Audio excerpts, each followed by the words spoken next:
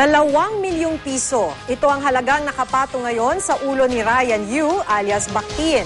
Si Yu ang itinuturong mastermind ng Bactin Carnapping Syndicate na nag-ooperate umano sa Davao City. Kamakailan, nakarecover ang mga otoridad ng 14 na sasakyang kinarnap umano ng naturang grupo. Kuha ito ng CCTV sa harap ng bahay ng pamilya Lee sa Tagum City, Davao del Norte, madaling araw noong October 11. Makikita ang isang lalaking tila nagmamatiyag.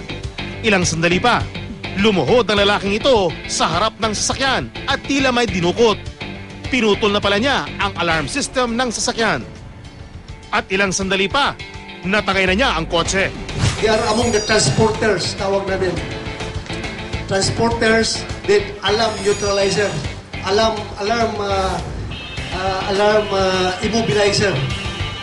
Yung dalawa. Sa operasyon ng pulisya noong October 19, naaresto ang 4 na miyembro umano ng Bactin Carnapping Group na hinihinalang nasa likod ng pagnanakaw. Nakilala mga sospek na sina Hermie Tahum, Eddie Lopez, Jerry Paulino at Diego Makatimpak. Inamin ni Makatimpak na siya ang nakunan sa CCTV. Tabang mi sa para madakpan po ng mga busing. Gusto lang ako na mabawi na tanan makatag na tapos tanan sa owner ang mga kwan ba. Di na kaya ko sinisyagot. October 22 naman, nang salakayan ng pwersa ng Highway Patrol Group Region 11 at Davao City Police Office ang isang garahe ng sasakyan sa Davao City. Isang alias Bactin daw ang nagrerenta sa garahe. At ayon sa impormasyong nakuha ng mga pulis, dito dinadala ang mga nakaw na sasakyan ng Bactin Carnapping Group. Di ka na maghatod sila sa sakyanan, makita na lang. Katong nadakpan upat mo, itong nakita din. Katong si Bactin. Nakakita ako pero dili mo na siya magdugay diri ko. 14 na hinihinalang karnap na kotse ang naabutan ng mga otoridad. May natagpuan ding mga plakang hinihinalang galing sa mga nakaw na sasakyan. Kinumpirma ng isang biktima na sa kanya ang isa sa mga plaka. Oo, ako wala.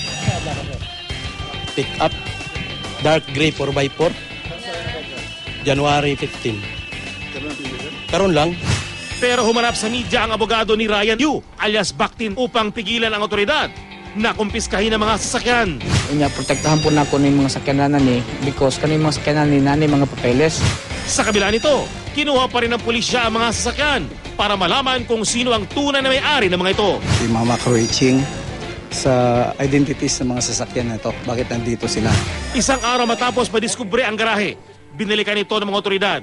Mahigit 10 plaka pa ang kanilang natagpuan. 3 dito ay red plate na galing sa government vehicles. Nahukay rin nila ang ilang susing may conduction stickers pa. Yes, ito po yung hinahanap natin na ebidensya at ibabacktrack po natin kung saan po galing itong mga susi na ito. At ito po ang nagko-confirm sa revelation ng mga nahuling carnappers na meron po silang bakal na duplicate key at nakasupot pa. May mga identification which is true. Nandun yung conduction sticker ng mga sasakyan. Patuloy namang pinaghahanap ang suspect na si Ryan alias Bactin Yu. Dumating na rin sa tanggapan ng HPG ang ilan sa mga umano'y tunay na may-ari ng mga karnap na sasakyan.